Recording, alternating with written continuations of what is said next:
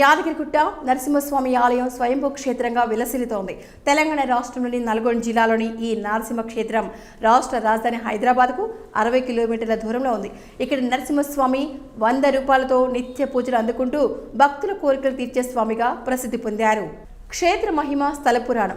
శాంత ఋష్యశృంగ మహర్షుల కుమారుడైన యాద మహర్షికి చిన్ననాటి నుండి ఉగ్రరూపుడైన నరసింహస్వామి ఎలా ఉంటాడో చూడాలని కోరిక ఉండేదట.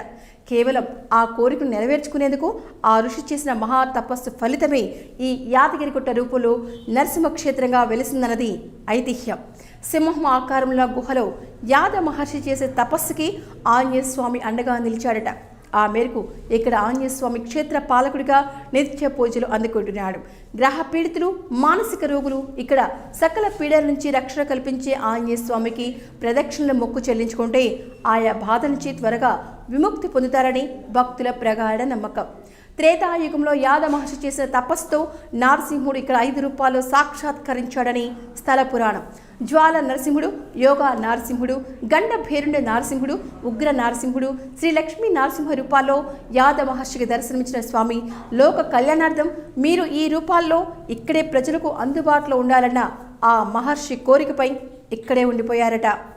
Thank you watching Eagle Media works.